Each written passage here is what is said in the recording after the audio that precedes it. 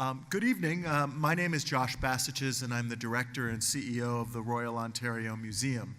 And I want to thank you all for being with us tonight. As we begin, we would like to acknowledge that this museum is situated upon the ancestral lands of the Wendat, the Anishinaabe Nation, the Haudenosaunee Confederacy, and the Mississaugas of the New Credit First Nation. It is my honor to welcome you to the 13th Annual Eva Holtby Lecture on Contemporary Culture. We are very grateful to the Holtby family for having established this annual marquee event in honor of Eva Holtby. The lecture brings compelling and crucial voices to the Royal Ontario Museum to engage with the ideas and matters of our time. Today, in this country, there is hardly a matter more important than that of charting a path together for a joint future in Canada. This means fully embracing our historical and colonial roots, doing so with the findings of the landmark Truth and Reconciliation calls to action as a milestone, but not as an endpoint of this important process. And perhaps nowhere is this discussion more important than in our institutions, including museums, which generally count among the most trusted organizations in our society. In full recognition of our own history, the ROM is committed to charting a better future with all with whom we engage in all the communities here in Toronto, Ontario, and beyond. For us, that means many things. It means removing barriers to the appreciation of Indigenous heritage. Most recently, we opened the gallery dedicated to Indigenous art and culture for all of our audiences free of charge, and that's the gallery right by the Queen's Park entrance. It means creating space for people of Indigenous heritage to tell their own stories, ensuring that their histories, identities, and beliefs are understood and celebrated through their own perspectives. One of our most exciting new educational programs, which we've called Hack the ROM, builds the digital literacy skills of Indigenous students by designing and developing video games and digital media inspired by ancestral objects in the ROM's collection. Of critical importance is the establishment of curatorial leadership in Indigenous art and culture. And we are very pleased that in the very near future, we will be launching a search for a new Indigenous curator of Indigenous heritage who will be able to engage with our collections and bring them ever more prominently forward to all people who can come to the ROM and who we can engage with across the province. Thank you. For us, it means making sure that Indigenous voices continue to play a central leadership role in shaping the museum of the future. A museum that doesn't simply play a part in the conversation about how cultural institutions can help achieve reconciliation, but leads it in partnership with Indigenous peoples. These are, to be clear, only small steps, but they're important ones as we at the ROM seek to transform from being about something to being for somebody. For a museum to survive and thrive in the 21st century, regardless of their histories, we believe that that is very crucial. If museums are to remain essential sources of insight, wonder, and knowledge, if they are to be catalysts for our diverse, informed civil society of the future, then they must evolve in steps with the world. We must refocus ever outward toward our communities. We must play a central role in civic and community life. We must engage visitors in dynamic ways that are relevant to their lives. And we absolutely must seek out authentic voices and diverse points of view. Which brings me to tonight's presentation, Toward 2067, Tracing an Indigenous Future in Canada. We are delighted to welcome special guest speaker Jessie Wente, who may not, for many of you, need any introduction. Jessie is the first director of Canada's Indigenous Screen Office and is a prominent culture critic, activist, and broadcaster. He has appeared on CBC Radio's Metro Morning as a film and pop culture critic for 20 years, and previously served as director of film programs at TIFF Bell Lightbox. Jesse will look towards the future in his talk tonight, envisioning what kind of place Canada will be for Indigenous, Métis, and Inuit peoples in 2067, Canada's bicentenary year. Following Jesse's presentation, he will be joined by Gabrielle Scrimshaw for a thought-provoking discussion. Allow me now to welcome Jesse Wente to the podium. Thank you so much.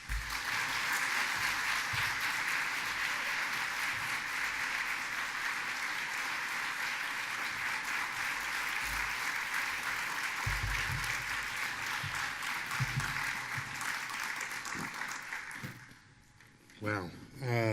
Good evening, and thank you all so much for being here. I'm very honored to be here and humbled that you would join me tonight. I want to thank the ROM and all the organizers who helped me get here, and thanks in advance to Gabrielle for hosting the Q&A at the end. I've been a big admirer of hers for years, so I'm honored she's here. And I want to also thanks to all the artists for letting me use their work tonight. You heard some of it playing you into your seats. They remain an inspiration for me, and making space for Indigenous artists and storytellers remains the central focus of my work, and then they honor me tonight with that work. So when the ROM approached me to speak here tonight, I must admit I was a bit humbled and very daunted by the request. Looking to the future is a challenge, and knowing where to begin, especially when we are in such a crucial moment in our history, was enough to make me wonder if it was even possible in a 45-minute talk. However, I'm going to do my best. And as you'll see, I'm going to end up mostly talking about the past and the present, because of course, without those, there is no future. They are what inform and shape what will come. So it's important to understand both what has contributed to our arrival at this point, and in turn, how our actions today will resonate in the future. But I want to start this evening with what this talk isn't, because I think it's important to talk about what I'm not going to do here this evening. So first and foremost, this talk isn't reconciliation. As a term, reconciliation has taken on many meanings, many ideas, and even some actions. The TRC commissioners set out 94 recommendations to guide us, but few have truly been fulfilled. And this is not a failure of the TRC, or even of individual Canadians, or even, at this point, institutions. I think it's a failure of collective will and imagination. We must imagine what is possible, and that it is possible to reshape the very nature of a nation. That fundamental core change is possible on a national level, even if it seems daunting. And I don't think we've quite reached that point, which is why, for me, storytelling is still central to this mission. A storytelling change in Canada is necessary to move and inspire our collective imaginations. So no, this talk is not reconciliation. If anything, I hope it might be considered truth, which is where Canada is currently located in the process, and frankly, where it needs to stay for a little while. It's not a comfortable place to be, but you have to keep in mind that reconciliation is really for non-Indigenous peoples in Canada. For Indigenous peoples, this is a time of healing, and healing intergenerational trauma of the scale that our communities, our families, and ourselves as individuals face is not a weekend project. This lecture is also not about Indigenous people getting over it, as if centuries of ongoing colonialism can be reduced to a subject pronoun. There can be a sense that looking to the future means moving beyond the past. But as you'll see, I believe we must truly understand the past in order to map a future. So no, we won't be getting over anything tonight. And if we are going to get over anything tonight, I hope it's fear. But we'll get to that in a little bit. The work of reconciliation is a generational project. It cannot be reduced to my lifetime or yours, or even our children's, let alone the term of a single government. Nations form their identity over years, decades, and centuries, and the conversations we're having now, like tonight, are not an end in and of themselves, but rather part of the pathway to refining and hopefully reshaping Canada's national identity to be one where Indigenous peoples take their rightful place as central to the national story of Canada. But make no mistake, we are still at the beginning of this process, and there's still many, many growing pains ahead for Canada. These are tough truths to hear, tough truths to tell, but we must do this. There is no easy path, and indeed, in its difficulty will come its greatest transformative power. So let's get to what this lecture is actually about. The future present. So I'm writing a book, and my agent insisted I mention it. I'm writing a book, so perhaps it's no surprise I refer to this as in a literary term. As beings who exist in the present, we live in the echoes of the past. That's what the future is. The reverberations of the past, like an echo in a canyon. It can be heard for a long distance, but it only echoes the noises you make, the words you say, the actions you take. So key to understanding the present and in turn where we are going is to understand the past. We are the product of choices made before we were here, by our loved ones, our family, and by the society, the culture, and the nation where we reside. So when thinking of what Indigenous futures may look like in Canada, it is of vital importance that we acknowledge that the Indigenous present is the result of choices made in the past. So that means that I am the present, the promised vision of what the future of Indigenous peoples in Canada was to be. I am the embodiment of what Canada hoped to achieve through the previous 150 years of Indigenous policy from the colonial nation state. An assimilated First Nations man with a settler father and an Anishinaabe mother, divorced from my community, from my culture, from my language, from our stories, and from the land. This was, after all, the goal of residential schools, the most pernicious and diabolical assault on Indigenous peoples that Canada has mustered as a state. War, starvation, disease, relocation, all tactics used against Indigenous peoples in the establishment of Canada, but it was the war on our families through our children that proved most effective. And we must acknowledge, as we see nation states continue to attack families, Indigenous families, whether through the child welfare system or through immigration policy, that they do this because they know it works. Disrupting the family affects not just the present, but the future. These are attacks on the future. These acts are meant to forge the future like a bar of steel through heat and violent pressure. So when the Indian agent came to take my grandmother, Norma Miyawasagi, she's there on the right in the back row. When they came to take her to St. Joseph's School for Girls in Spanish Ontario in 1933, as they would for 5 of the 6 Miyawasagi children, they were not just imagining her future, forging her future, they were forging mine. When the nuns at St. Joseph's would torture her, there's her class photo, when they would torture her, hitting her, whipping her, striking her tongue with a ruler, or freezing it to the flagpole outside in the winter because she spoke Ojibwe, the goal was not just to stop her from speaking our language, but also to stop me. To stop my mother from teaching me, and in turn, to keep me from teaching my children. It's very effective. But we also need to be clear on something else. They did this to shape my future for sure, but they also did it to shape yours. We must all wrestle with the knowledge that our nations, or governments, or communities, or organizations may do things on our behalf that we don't approve of, or like, or even wish to bear witness. But that does not erase our place as the result of those actions.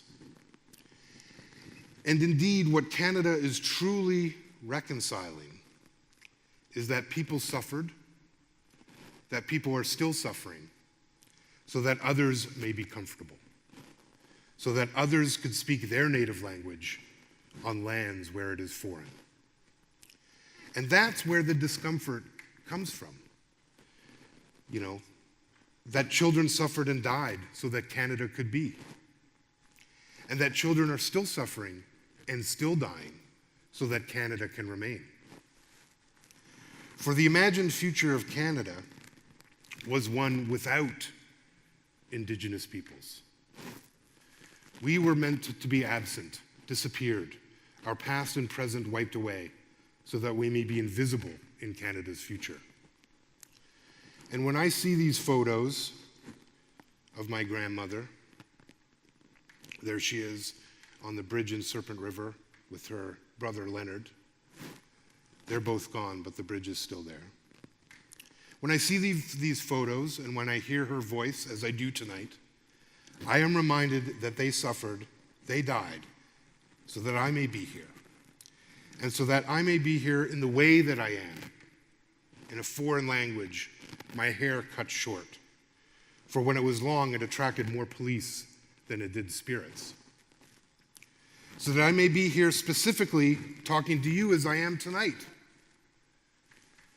because I have been made acceptable through their suffering. I have been made a palatable native for Canada. I'm the Indian Canada is comfortable with, the one forged through heat and pressure. Because I am the outcome of the system of Canada, the system of Canada was so eager to see. And because of that, I am the first celebrated by it. I understand that I'm here tonight, not just because I've been on the radio for years, as they said in that intro, or that my voice is deep and reassuring. That helps with radio, though. And I'm not here because my thoughts are so wise and so smart for you to listen to, but because my skin is a lighter shade of brown than my cousins in the north. My accent, one of the urban South. My private school diction, familiar to those in power, to those that decide which Indians are acceptable and which are not. And there are many like me. The desired Indigenous outcomes of a colonial Canadian dream, offered what amounts to that Canadian dream, and all it cost us was our ancestors, just like you. But I'm here to tell you, very forcefully, that I am not the future of Canada. I am but a sliver of the Indigenous present. The sliver perhaps most prized by Canada, but a sliver nonetheless. No, I'm not the future of an Indigenous Canada. I am but a portion of its present, born from its past. But I believe there are windows to the future of Canada. Visions of what an Indigenous Canada could be without the pressure and without the heat. And I believe these windows, these visions, can be found in our art, in our artists and our storytellers. They can help guide us to the direction of where our future is going, to know what Canada could become. And indeed, that is where, in this moment, in this future present, we must cast our gaze.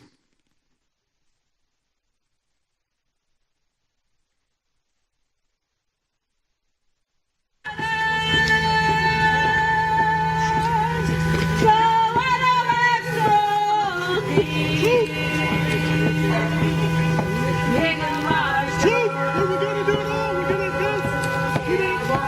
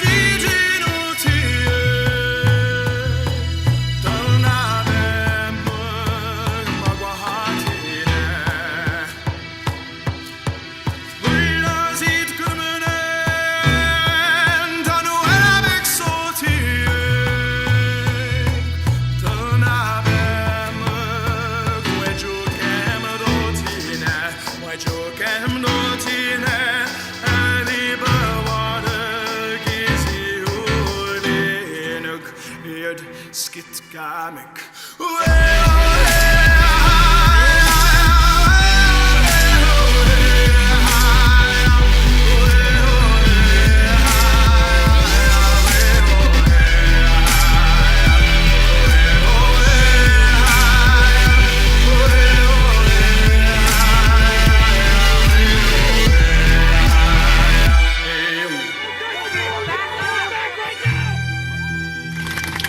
Therefore resolved at a duly convened council meeting in Elsibokduk, let it be known to all that we, as the chief and council of Elsibokduk, are reclaiming all unoccupied reserve lands.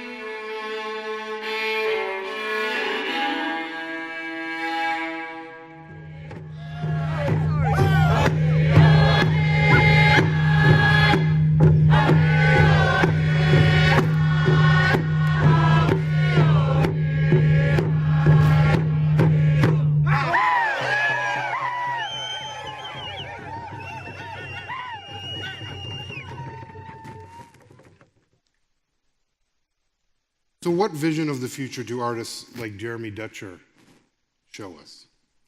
So Jeremy just won the Polaris Prize for his, yes.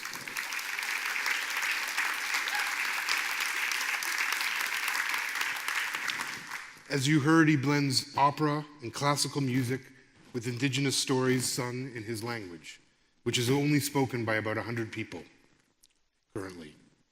He transforms classical European mediums by making indigenous language, indigenous story, their center. He's taken what was brought here, and instead of supplanting his indigeneity, he's made it to service his indigeneity.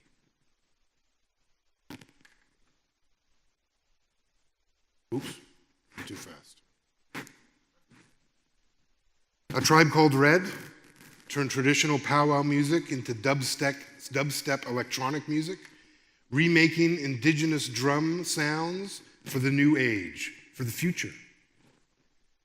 Chris Dirksen and her orchestral powwow, blending the drum with classical arrangements and instrumentation, creating something that is familiar to a multitude of nations and yet birthed from none of them.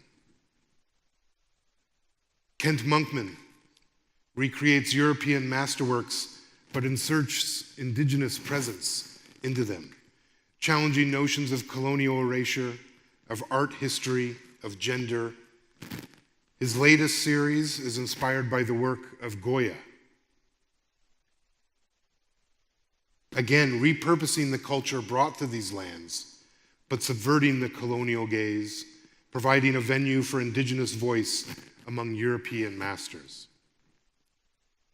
Think of the music of Tanya Tagaq, the evolution of an ancient technique, throat singing, into a new form that blends with Western music of all kinds, from punk rock to symphonies, proving that indigenous culture is not stagnant, is not simply an element of the past, but a vibrant presence in our present, a guidepost to our future.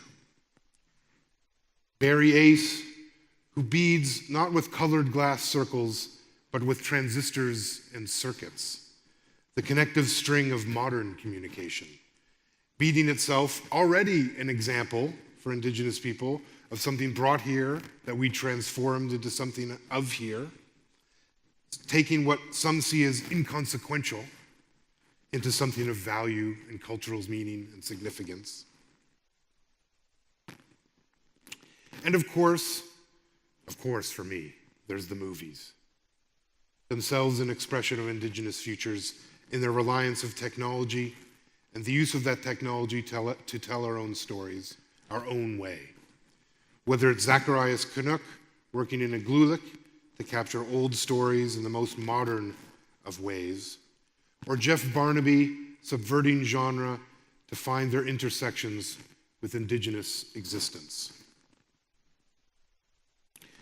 Or Lisa Jackson, whose recent virtual reality work, Bedabin, envisioned a future of Toronto whose Indigenous roots are literally reaching out to consume the evidence of colonial existence.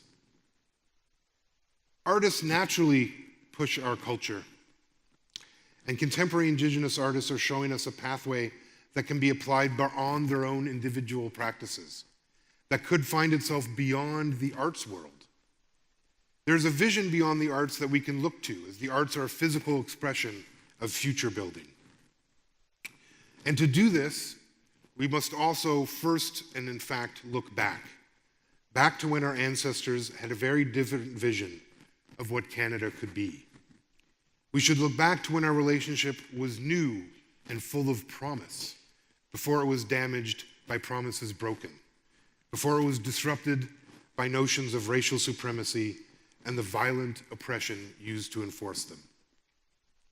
Canadians need only look back to the treaties their ancestors signed on their behalf. If we look to the peace and friendship treaties, so these are the treaties that were signed long before there was even a glimmer of Canada. The agreements made before there was a Canada to obscure our vision of what a Canada could be or should be. If we look to the spirit of those agreements, of the vision those agreements imagine, one of shared stewardship, of sovereignty, of reciprocal relationships, and of course, of peace and friendship, we see a portrait of a very different Canadian future than the present we now live in. If we look to the wisdom of the wampum, of the stories they tell, the agreements they cement and seal, of the history they reveal, then we will find further guidance to the future imagined, one that acknowledges that we live in relation to each other, in relation to our own nations and those of other nations, and in relation to the animals and the land. If you don't know, this is the dish with one spoon wampum, which is the wampum of this territory that we are on right now. And it holds a very powerful teaching in its beads. You can see the one dish in the center of the wampum. And the teaching of this wampum is that the world, this place, is the dish. We are allowed all to bring but one spoon. We are allowed to take but one spoon's worth, not the whole cutlery set, just the one spoon's worth. And that's because we need to leave a spoon for our ancestors and our relations to come. They remind us that the building of a nation, the maintenance of a nation, is found in relationships. Equal relationships between us all and the elements that support our survival, the plants, the trees, the animals, the land. And we can see examples, for example, in the school at the Norway House community that blends the teachings of the land with the teachings brought here, a school that allows our relationships to foster. Norway House is a small community in northern Manitoba, 200 kilometers north of Winnipeg. There at that school, they take the kids out on the land, they teach them their language, they teach them their cultural practice, and they also teach them math and science and the other things that have arrived here more recently. And I think when we look at communities like that, we actually need to consider what that would look like here in the South. Because why should it only be Indigenous kids that reform their relationship with the land? Your children would benefit too from this relationship, from understanding. And why do we prize some knowledge, the knowledge that's relatively new, or the ways of knowing that's relatively new to this place, over the ways of knowing and being that allowed us to sustain ourselves for millennia before they ever arrived here? Maybe, in fact, as we see Mother Earth torn asunder, we should be thinking about our relationship to the land and whether that is a relationship also in need of reconciliation, also in need of being repaired. We find examples in medicine where doctors trained in Western medicine include the traditional healing practices, treating the spirit and the body with equal measure. Our health as much a depiction of our relationship as our culture is.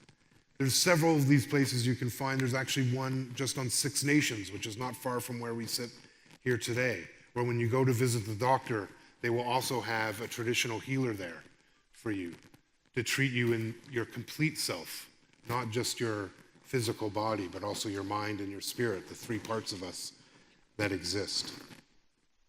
In law, where a generation of trained Indigenous lawyers seek to bring Indigenous notions of governance and justice to systems that have been weaponized against us.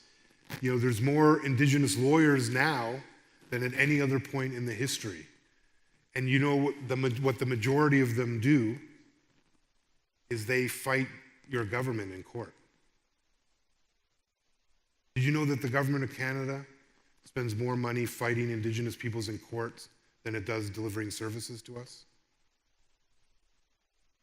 That's the Canada of the present. And we can see this even in economies. Like the Eastern nations who through treaty and protest to ensure their treaty rights, have gained control over their own natural resources, harvesting sustainably while employing the community and finding profit in both, bringing notions of reciprocity, relationships, and community ownership into economies built on extraction and individual wealth. You saw in that video of Jeremy Dutcher, one community out in the east. I've had the privilege of meeting with, there's a group of 3 Mi'kmaq nations on the eastern coast of Quebec who have formed a collective. They, through protest, through decades of protest, managed to maintain their treaty rights, which gave them rights over the lumber industry and over the fishery there, over the water and the land, not beneath the land. That's where Canadian courts managed to get their win, rights below the earth. Interesting to think about that. But when I talk to them, it's so interesting. They managed the forestry. They managed the fishery sustainably. So I talked to the head of this collective, these 3 nations that share this, and we talked about the forestry, and he said, well, we don't clear cut, and we don't use the machine. And by the machine, he meant this enormous machine operated by a single person that can just devour a forest in an afternoon. It strips the forest clean. And he said, we don't use that machine. We use individuals, people, with chainsaws, the slightly old-fashioned way, slightly. And they harvest the trees, every 1 in every 3, the sustainable way. You leave 2 and you take 1. Reciprocity.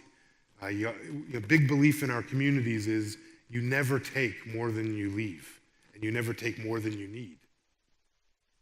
And through that structure of sustainable forestry, not only is the resource extracted, what Canada so often wants is that natural resource. They get that, but the community is enriched by it. The community is employed by it. And when the leaders look at all of that, they don't just count the physical money, the profits made. They count the employment, which many businesses would count as an expenditure. They look at that as profit for the community. Because the community owns, the community is stewards of this land. I shouldn't say the community owns. Because for most of our peoples, we don't own land. The land owns us. And so it is possible to have Indigenous leadership and Indigenous ways of financial arrangements, of taking resources, to have them even in a capitalist system. But it is true that there are inherent clashes in cultural belief and practice that are hard to overcome, and capitalism remains the chief divergent worldview from the way Indigenous people see it. But that does not mean that even capitalism could not be altered through an Indigenous lens, that somehow our economy suffers when we weren't always chasing profit, but rather profit can be found in more than the bottom line of a ledger.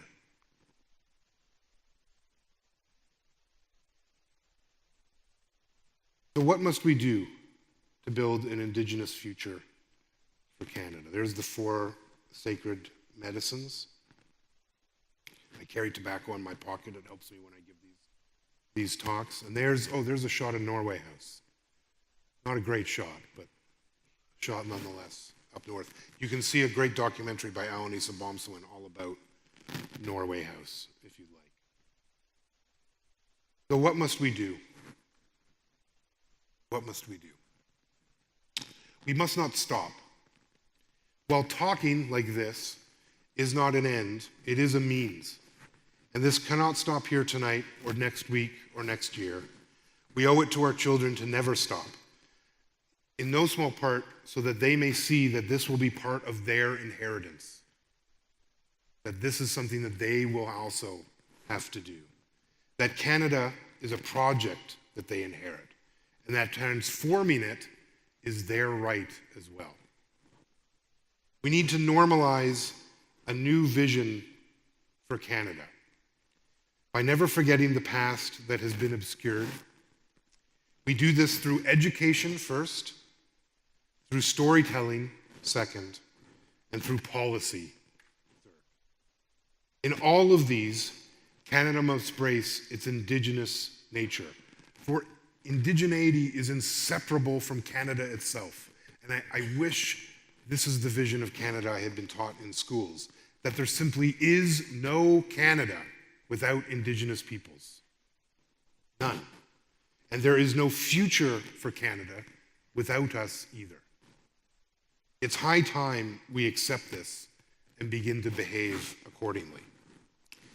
And we must see, for Canada's health, Indigenous peoples determine their own future, not have a future forced upon them.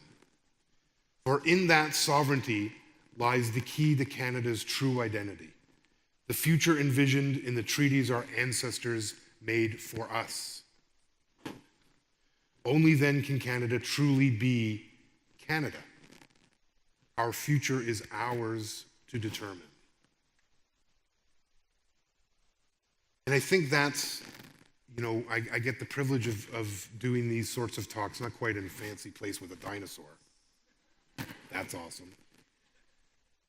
But I get to do these talks, quite a bit. And one of my consistent messages to Canadian audiences is Canada needs to begin to be proud that it's an Indigenous place. This is very unique in the world, this place. What is so unique about Canada? It's not the French and English, folks. It's not. Those are spoken a lot of places. It's the Indigenous notion of Canada that's unique.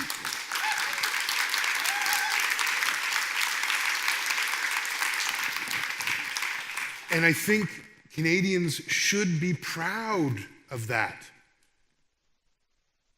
But you've been taught not to be, just like we've been taught not to be proud of who we are. And we need to learn to be actually proud together. Because, here's the thing. Canada took a lot from my family. It's taken a lot from Indigenous families in Canada. It took a lot from yours too. It took my language and my culture from me. It took it from you too. This was part of what Canada was supposed to see. Go back and read the peace and friendship treaties and the future of Canada that they envision. It is very different. It's a place where we live side by side. It's a place where we share equally what is here. And yes, they were signed at a time when Indigenous people outnumbered everyone else.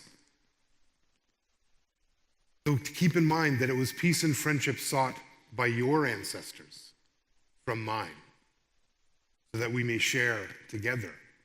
And in the ensuing years, we lost that vision. We forgot those pieces of paper and those wampum belts.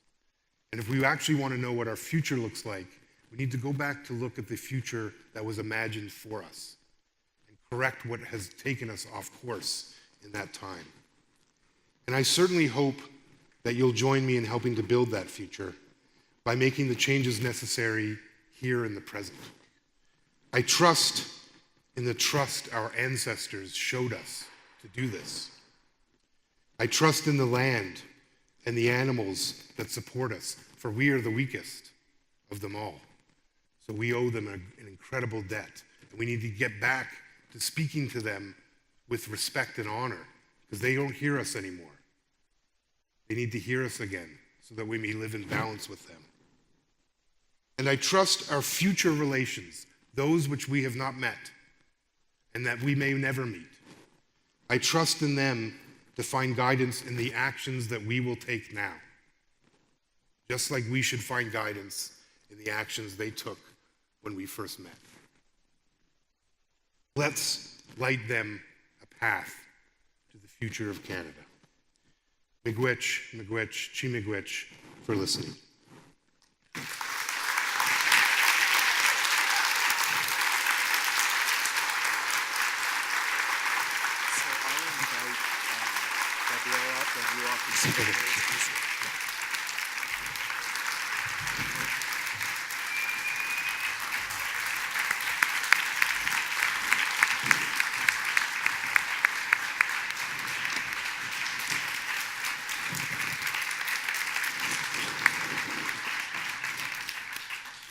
Well, the good news is Jesse's not done. So I'd now like to take the opportunity to invite Gabrielle Scrimshaw to the stage. As I mentioned in my opening remarks, we're very pleased to have her with us this evening. Gabrielle is an Indigenous professional with a passion for creating social impact. She has an MBA from Stanford University and is a Gleitzman Fellow at the Center for Public Leadership at Harvard University. She's a regular contributor for Canada's largest national media outlets and has been profiled by the New York Times, Forbes, and the Globe and Mail. Growing up in a town of 800 people, Gabrielle was raised in a single-parent household and is a proud citizen of the Hatchet Lake First Nation.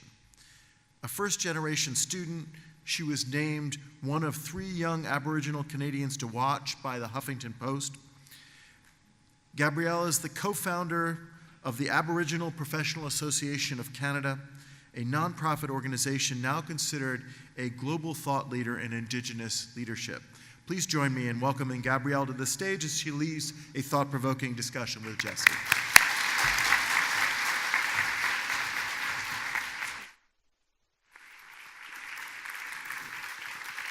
Thanks, Jesse. Thank you.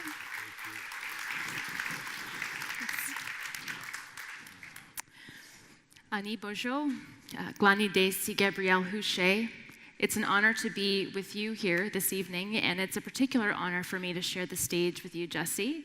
I have been a fan and followed him for many years, and so let me be the first, but certainly not the last person to thank you for that moving and what was for me a very emotional discussion. So we have a few minutes here. And I want to cover a lot of ground, and in particular, reflections, as you talked about, of where we've come as a country, the climate that we're currently in of truth and reconciliation, and, as we talked about the future of where we're going to go in Canada. So I hope to cover all of that in the next 20 minutes. All right. So I first heard your very deep voice early in the morning on Metro Morning. And from there, that led me to your Twitter account. And I've followed you every day since. Now, I want to start with a tweet, actually, that you pinned on the top of your Twitter page, and I'm sure many of you follow him, and if you don't, you definitely should. And it says this. It's been up there for just over 2 years. We are all living history. What we do now resonates for generations. We should all try and behave accordingly. So, given where you sort of ended your discussion, I'm curious what thoughts you have on the things that we all should be discussing as Canadians, and in terms to start to change our history and the history that we're making. Yeah, first of all, I'm so thrilled that you're here, that you came all the way for this. This is, what an honor, folks.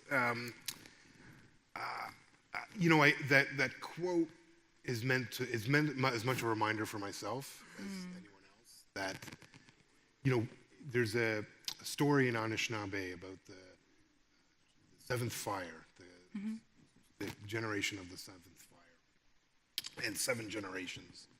And, the teaching that I had was, often when we think about that phrase, it is the future looking, but also it's to remind us that we are the result of 7 years past. And so when I think of what we should be doing, I think some of it is just to grapple with our own place in time and space and understand the importance of being here in the moment right now, but that we carry forward something, that something is the result of what we do here.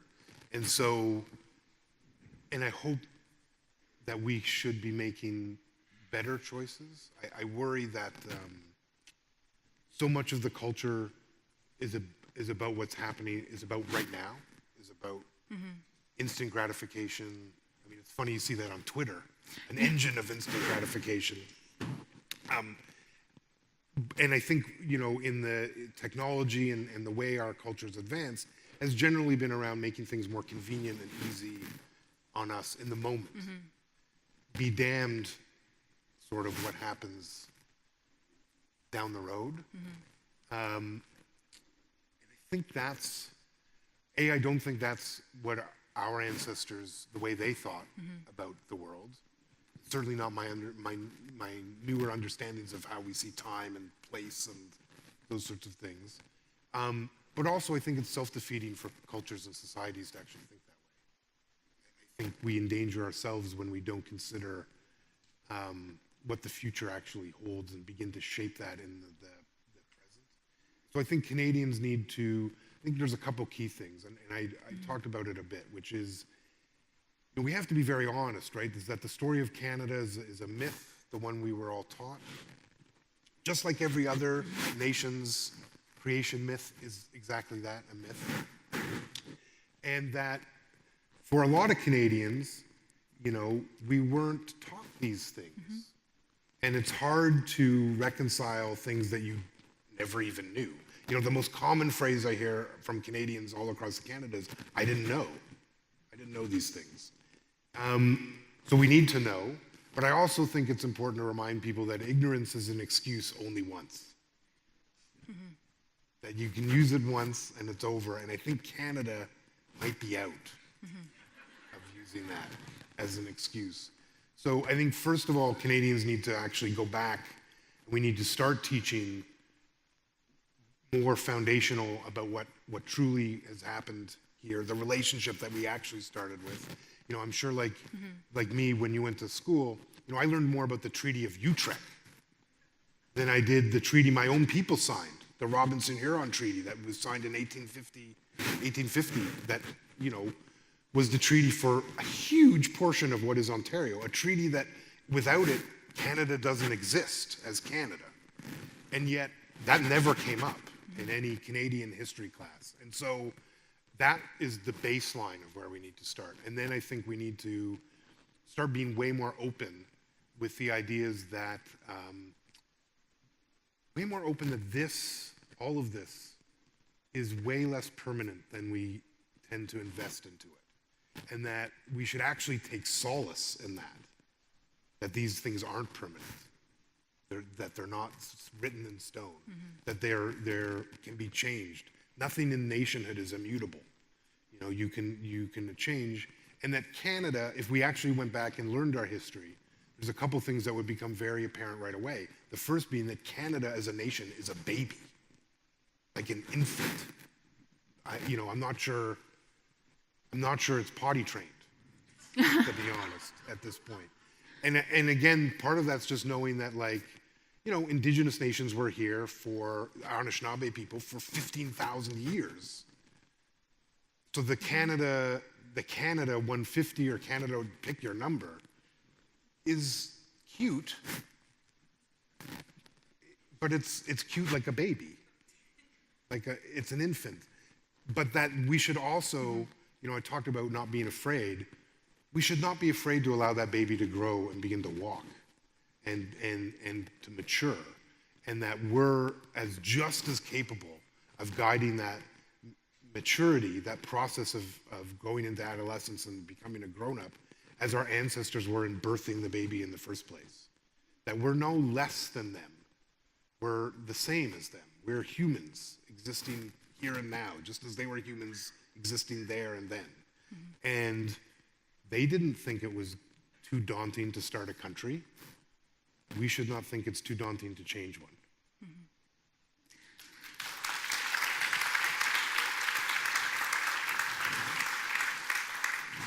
So I want to touch on something that you said, and something that you touched on in your talk as well.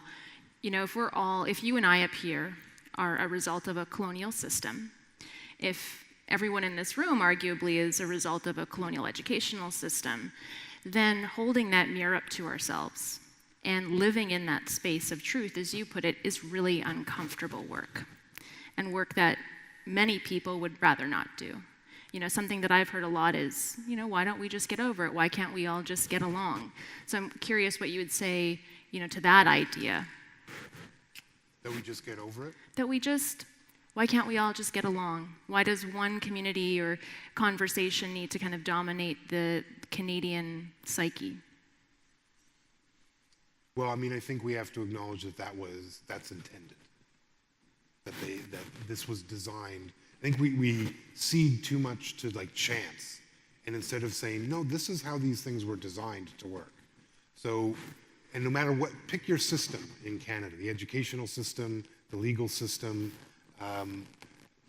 whatever it is, the financial, economic system, they were all designed. So those are choices. And the outcomes that we're seeing, some of them are intentional, but a lot of them are pretty much exactly the way it was designed. So, I think it's key that we understand it and take control, because that should, again, empower us, that these were choices made, and that we can make different choices, that we can be empowered to change the system, to change the outcomes, by knowing that this was designed, and thus we can break that design. When I specifically hear people say, get over it, and I hear that all the time, get over it. What I've learned is that they're not actually speaking to me. They're speaking to themselves. That I don't have to get over anything. In many ways, I won't speak for you, but for a lot of Indigenous people, we're not over it, we're in it. Every day, every moment we wake up, we're in it. It's not over, it's not getting over anything. We're in it. I think when I hear someone else tell me to get over it, it's because they are the ones that need to get over it. It's that they've been confronted with information, truth, history that they find deeply uncomfortable and unsettling. And it's very, I get it. These are really hard discussions because no one wants to think that they have benefited from violence and oppression. But you have. We all have. This is what we're reconciling. And it's really Canada that needs to get over it. It's really Canada that needs to actually sit down, in its high chair and have a moment of maturation where it says, I did do these things. These things were terrible. Saying sorry is never going to be enough. And it's just true. Kids know this. Kids know if their brother, I have 2 kids. If and I was going to say, if my son knocks down my daughter, it would be the other way around, if I'm going to be completely honest. So if my daughter knocked down my son, he would know that she didn't mean when she said, "Oh, I'm sorry." He knows, because he knows she's going to knock him down again. Kids are incredible divining rods of injustice. I mean, try slicing a birthday cake in a room full of kids, and you know exactly what I mean. They know who got the corner piece with all the icing and who got the middle piece. And so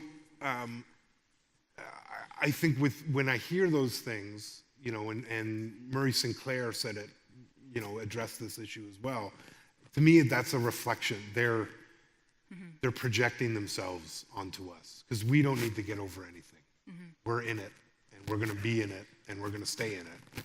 It's Canada that needs to sort itself out and then come back in a different mindset, in a different space, in a place of real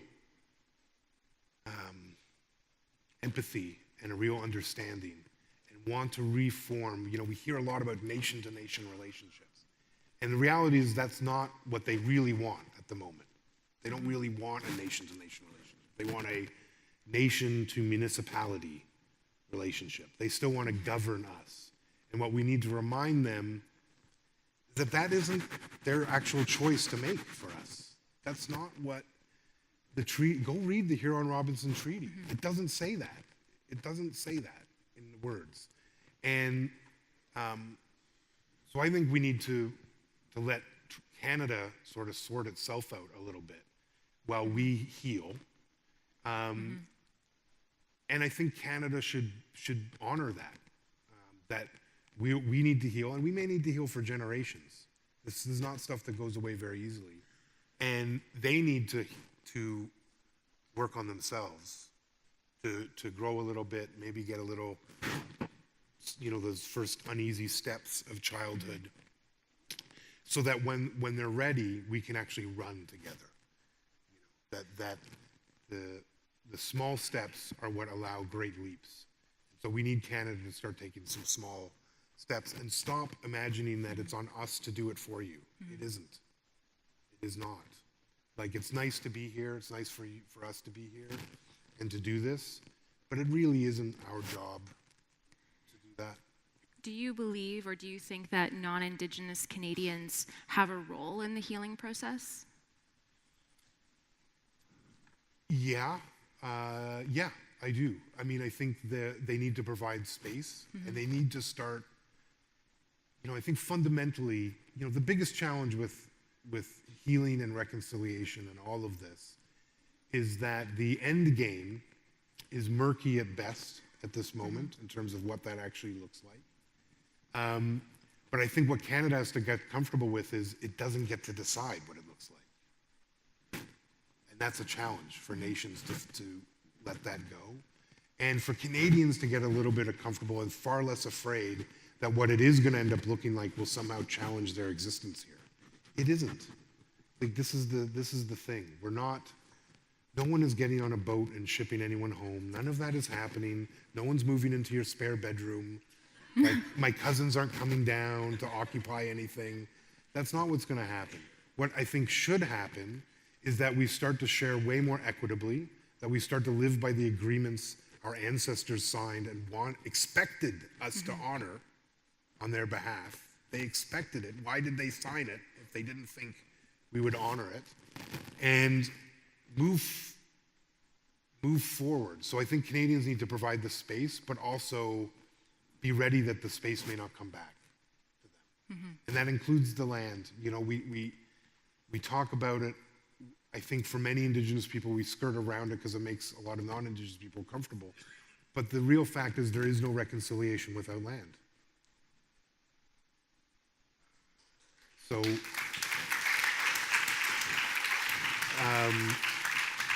and we need Canadians not to fear what that means. What it means to me, I think, is that we need to start rebuilding the relationship Indigenous peoples had with the land, which was radically different than the relationship Canada has to the land. And we see evidence of this all the time, do a flyover of a certain spot in Alberta, and you can see a glaring hole in terms of that relationship. That's what we need to get back to. And as I hoped I said in this talk, I think you can apply those sorts of ideas to all the systems that we have, all of them, and that they're not mutually exclusive. You know, that even capitalism, as polar opposite to so many of our belief systems as it is, would still greatly benefit from our presence within it. And you know, as you've done with your career, it's possible to take even those systems that are so counter to us and infuse them with something that can benefit a much wider amount of people, and that we should want that. That's a different, because that again is the vision that our ancestors wanted us to have. And I think for me, that's a bit of a disconnect, is that this was not the way it was supposed to happen. And it did. And Canada needs to go back on a first date with First Nations people so we can get to know each other a little bit, hold hands a little bit, not kiss, just hold hands, no Tinder swipe right or anything, none of that. You know what I mean? Like, we need to go back to that moment and reset and say, okay, we all acknowledge that this went pear-shaped a long time ago by people that are no longer here.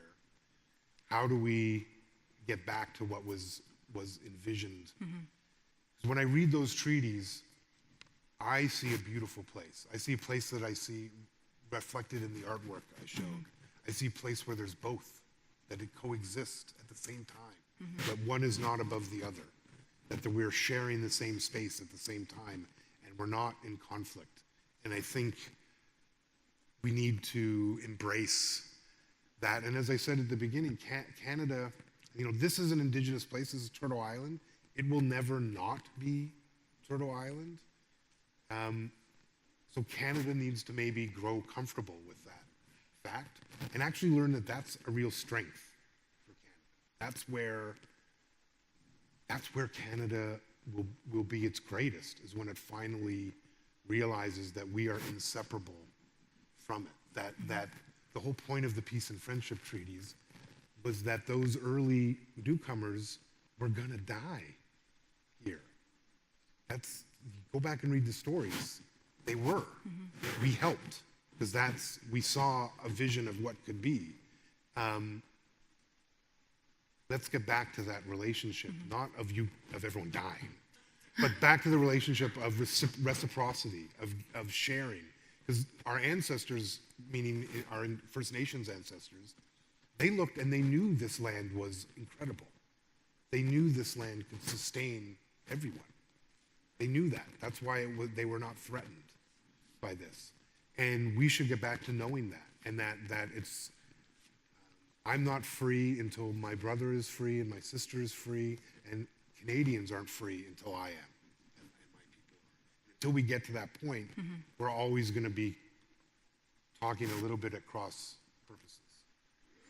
I heard somebody say it once, that we've been living beside one another for a very long time, but we still don't know one another. And, you know, I think we'd all agree that Canada and Canadians, we have a lot of learning to do. So I can't believe it, but it's already time for the last question. Oh, wow. And I do prattle on. no, this was very informative. It was great. And we do have a reception afterwards as well, so hopefully we can ask you a few questions there. Yeah. So given all the learning that Canada and Canadians have to do on this, I'm curious if there are resources outside of the ones that you pointed to in your talk that you could, you know, maybe point us to, or some homework that you can give us in terms of engaging people who are not necessarily in this room with this important work. There's so many. I mean, certainly the art is key. I think our stories have always been in our art, even when we weren't allowed to tell our stories, where it was illegal in Canada to tell our stories. They were still there in our art. We just hid them in there. So I think Canadians should go, and it's, quite frankly, I think it's why so many of our artists are so prominent in the moment, is that Canada is yearning for this understanding.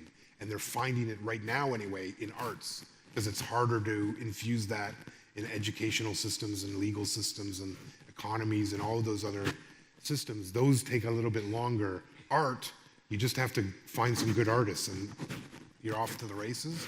So I think that's why they're on the bleeding edge. But you know what I tell when people ask me that? The simplest thing I say? Go to a powwow. You know, I was giving a speech in Winnipeg, or was it Saskatoon last week? I can't remember, one of them. And one of the audience members said, "I'm allowed at a powwow?" And I was like, yeah, that's what they're made for. Like, they're literally a community ceremony meant to invite everyone to come and dance and eat. And yet I think Canadians have somehow always been on the outside of that circle. And I think it's so simple because they're everywhere. Like, it's not really powwow season at the moment because we don't do it in the winter. But, you know, come summer, Toronto has like numerous ones that occur throughout the year. Everywhere in Canada, practically, has some form of this gathering. Go, buy some beading, eat a taco, watch the dancing. This is our community at its most welcoming. This is us partying and sharing together. The original idea of these celebrations was to bring everyone together. And they're absolutely for Canadians. In fact, there may be no more of a Canadian thing than to attend a powwow. You know, one of my favorite things, and I'll leave on this, is I'm on the board of the Canada Council for the Arts. And they recently redid all of their funding structures. And one of the things they started funding were powwows. They had never funded powwows as a cultural event, the Canada Council for the Arts. And now you can apply for funding for your powwow. And I think,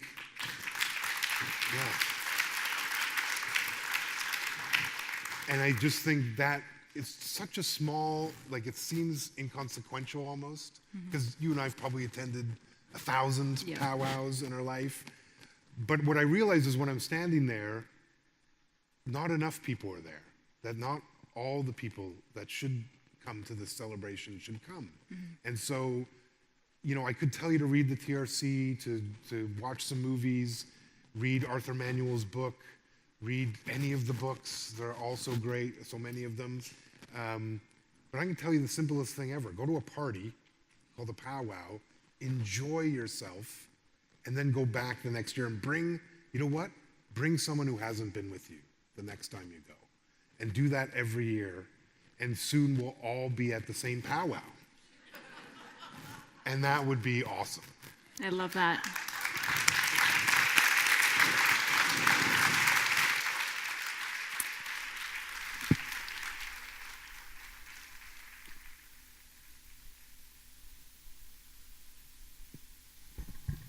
Jesse, Gabrielle, thank you so much for sharing your thoughts together on the stage, and Jesse for your comments before, and I think you've given us all a great deal to think about here. I particularly like the idea of all of us going to a powwow, and that sounds great. I would also say, as an institution that cares deeply about art and culture, I loved your reference to thinking about artists as leading the way and helping us think about what reconciliation may look like in the future, and that's something that I think can hold a lot of hope and promise for all of us. As Gabrielle mentioned, the good news is we are having a reception afterwards where you can continue the conversation amongst yourselves, speak with Gabrielle and Jesse, and that will be happening right here in Betancourt. And I want to thank you all for coming here this evening. Have a good evening.